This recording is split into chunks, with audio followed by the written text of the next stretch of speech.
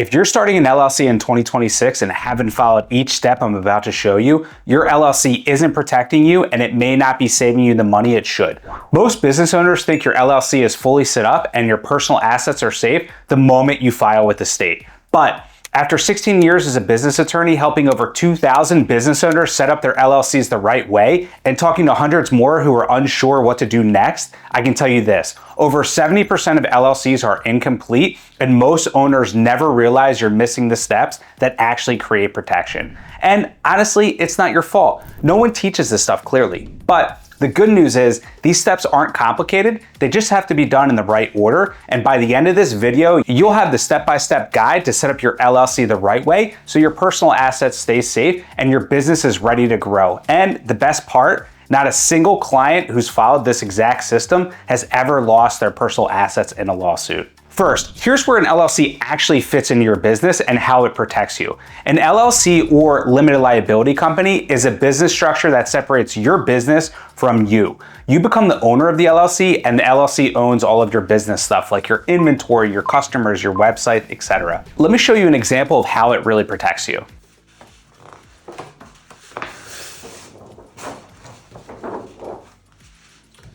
Okay, so let's assume that you're doing the business as you, and let's just say that somebody won a lawsuit for $100,000 against you.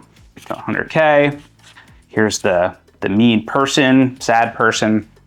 So what happens if you can't pay them the $100,000 with a single check? Well, most people can't, right? So what can they do? Well, here's you, right? And here's everything that you own, which is what they could take. So right here, you have your car. That's a beautiful car. I know I'm a great drawer. Maybe you have your personal bank account with your wages. Maybe you have a house, whatever it is, right? Everything that you own personally, they can reach into the pockets of and grab to satisfy this $100,000. They could put a lien on your house, on your car, and then they can garnish your wages or your personal bank account until it's paid off. Well, why don't we flip that and let's see what happens when your business is owned by the LLC, right? So we have the same $100,000, right? And here's the mean person again, or company. And now, right, the lawsuit or the judgment is against your business, not you individually, because your LLC actually owns the business. So what can they do to actually get this $100,000? Well, now the only thing that they can grab is, well, what money is in your business bank account?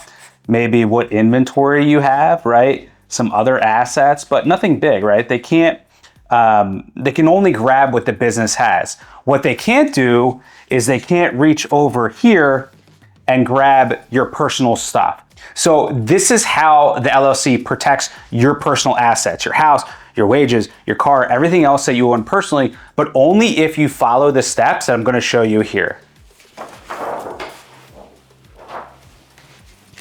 Okay, step one, pick the right state. Before you file anything, you have to choose where your LLC lives legally, what state to file in. You've probably heard people say form in Delaware, form in Wyoming, it's cheaper, it's better protection. For 99% of business owners, that advice is flat out wrong. Here's the legal rule you need to know. Your LLC must be registered in every state where it actually does business. That means where you work, have employees, store inventory, or operate from. You also need to pay state income taxes in that state you operate out of. So if you form in Wyoming but run the business from California, you don't avoid California, you trigger double compliance. Double filing fees, double annual reports, and California still gets paid. I had a client who formed her e-commerce business in Delaware because someone told her it would save money. 6 months later, she got a letter from California saying she owed $800 fees plus penalties because she was doing business in California but hadn't registered there. Then Delaware wanted their annual fee too, which should have cost her $70 to file in California, ended up costing her $1,500 in fees and penalties. The only exceptions where you might choose a different state is if you want maximum privacy protection. Wyoming doesn't require member names to be public, or real estate investing. You'd form in the state where the property is located, but for 99% of business owners, your home state is the smartest, cheapest, and simplest choice. Step two, choose the name for your LLC. While you may think your LLC name doesn't matter, there are certain requirements that must be met, and if you skip this or get it wrong, your filing can be rejected or you end up operating under a name you don't legally control. First, most states require your LLC name to be different from another LLC filed in that state, which really just means your name can't be the same or very similar to the name in that state. To search similar names, just go to the Secretary of State's Business Services section of the website and enter your name in the business search to see if the name is available. Second, most states will require the LLC name to end with the letters LLC or L period, C period, or limited liability company to show that it's an LLC. And third, your LLC name must match your brand name. So for example, if your brand name is Nike, the LLC should be Nike LLC. If they don't match, you'll need what's called a DBA for your brand name. The reason for this is transparency. If you're holding yourself out to your customers as one name and you use another name for your legal LLC, there's lack of transparency as to who actually owns the brand. Step 3, your LLC needs an official address. And this is where a lot of owners accidentally give up privacy. Here's the key thing most people don't know. Once your address appears on the state records, it's public forever, even if you change it later. The original record still exists. So if you work from home and privacy matters, this is the moment to fix that. You can go and get a mailbox at your local UPS store, similar to a P.O. box, or an online virtual address. If privacy isn't a big deal for you, I recommend just using your home address if that's where you work. It's way easier. Now, depending upon what type of business you have, you may not be able to use a UPS box or virtual address. If you're running an e-commerce business, for example, and have a ton of inventory, returns, etc., a UPS box may not make sense, and you may need to use a physical address. I've done a detailed video on how to pick the right address, which I'll link in the description below. Step 4, each LLC is required to have what's called a registered agent. And the registered agent's job is to collect legal and tax mail for the LLC. If you miss one of these because no one was available, your LLC can be fined, damaged in a lawsuit, or terminated without you ever stepping into a courtroom. You, as the owner of the LLC, can act as the registered agent. It could be another individual or a third-party company. The registered agent just needs to be located in the state your LLC is filed and should be at the address you list during normal business hours. So if you want to stay private or you can't commit to being at your address during business hours, or you don't want to risk missing any important documents, I'd recommend hiring a company to act as the registered agent. It normally costs around $10 a month to do it. Step 5, who's going to be in charge of the actual day-to-day operations? Maybe if I spell management right. Who will be in charge of your LLC? Whose job will it be to make decisions and manage the LLC? There are 2 ways that the LLC can be managed: manager managed or member managed. Most people pick without knowing the difference, which can cause major issues. Here's the difference in how to decide. A manager managed LLC means the owners appoint 1 or more people to run everything. That manager could be an owner or an outside individual or company. The other owners usually don't control daily operations. They invest, vote on big decisions, and collect profits, but that's it. A member managed LLC means that the owners run the business. Owners can sign contracts, spend money, and legally bind the company. Member managed means everyone drives the car. Manager managed means 1 or few drivers, everyone else rides. In many states, member managed LLCs are the default, which means that if you don't specify otherwise in your LLC operating agreement or articles of organization, which I'll talk about shortly, your LLC will automatically be member managed. Even if you're the only owner of the LLC, the decision matters. If you want flexibility to bring on investors or partners in the future, and you want to have the control, a manager managed LLC is usually the best bet, and if not, choose a member managed. Before we move on to the next step, if you're enjoying this video, please just hit the like button below. It's going to tell YouTube that other business owners like yourself will find this video valuable so that they can learn to set up their LLC the right way too. Step 6 is where the actual paperwork starts. The filing actually starts with what's called the Articles of Organization.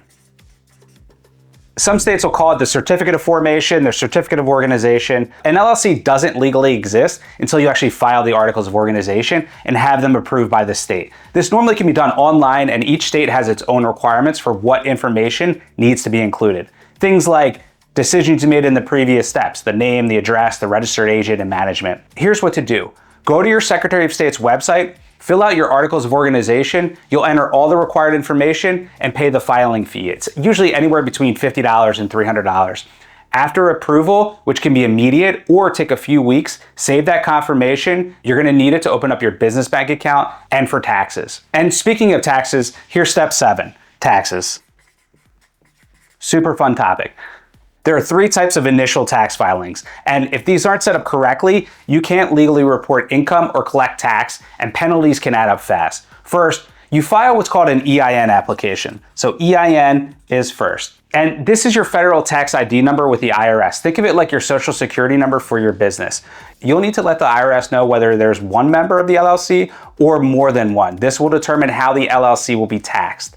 As a single member LLC, the default will be taxed as what's called a disregarded entity, which just means that all the income or losses at the end of the year will flow through to your personal tax return, as if the LLC didn't exist at all. Here's a pro tip. Choose to receive the EIN online and not in the mail. You'll receive it instantaneously as opposed to about 3 to 4 weeks in the mail. Second, you'll need to register for what's called a state income tax ID. And this is similar to the EIN, but at the state level. You'll use this for things like your state income tax returns and other documents that the state needs for tax purposes. If your state doesn't have state income taxes, congratulations, but also you can skip this step. Third, if your business is required to collect sales tax, you're going to need to register to get a sales tax ID with your state Department of Revenue.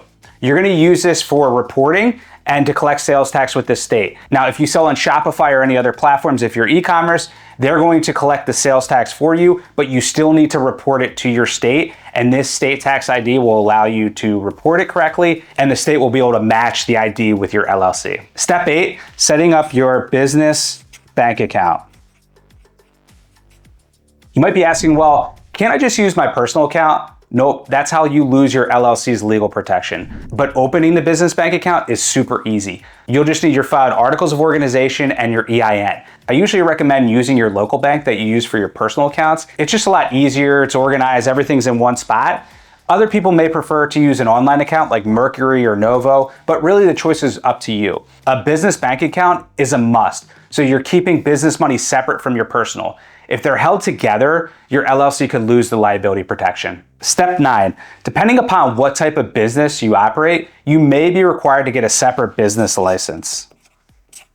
Now, this business license is local, either your county or your city. It's not going to likely be statewide, but operating without required local licenses can lead to fines, forced shutdowns, or denial of future permits. So, for example, some cities require e-commerce business to have a license if they operate out of their homes. You can review your city and county's business license ordinances to see if you need to apply for a separate license. Step 10, create your operating agreement. This is your LLC's internal playbook and agreement between the members, the managers, and the company. And yes, you still need one even if you're the only owner. An operating agreement proves that your LLC is separate from you. Remember that the major benefit of an LLC is personal liability protection. If you don't run your LLC correctly, you could lose that protection. So for example, not separating yourself from the LLC. Without an operating agreement, the LLC is controlled by the state's laws, which you may not want all to apply. Your operating agreement is allowed to alter those laws if they don't fit into how you want the LLC to operate. The operating agreement will cover things like who owns what, how decisions are made, what happens if somebody leaves, sells, or passes away, how new members can be brought in, how finances and taxes are handled, etc. Step 11, run the business correctly day to day. So you want to run it separately from yourself. Well, what does this really mean? So you're the owner of the LLC, you're not the LLC. Making all the decisions you made and doing all the paperwork in steps 1 through 10 won't mean anything unless you treat and run the LLC as it should. Sign correctly on behalf of the LLC, not for yourself individually. File your annual report and pay your state's LLC fees on time. Maintain an active registered agent. Update your operating agreement as roles or ownership change. Keep business and personal finances separate with proper documentation. Record major decisions through written resolutions. Renew all required business licenses yearly. Keep your EIN and state tax IDs accurate. Track every tax deadline, including sales, income, and payroll taxes, and report and pay on time. And update the state if your business address or ownership information changes. So So that's my complete 11-step system for forming an LLC in 2026 the right way. Choose your state, pick your name, set your address, appoint a registered agent, decide on management, file your articles, get your EIN, open a bank account, register for taxes and permits, create your operating agreement, and stay compliant. These steps don't just protect you, they set you up for growth, confidence, and peace of mind going forward. Every one of my clients who followed this process has kept their personal assets safe and built a business that they're proud of.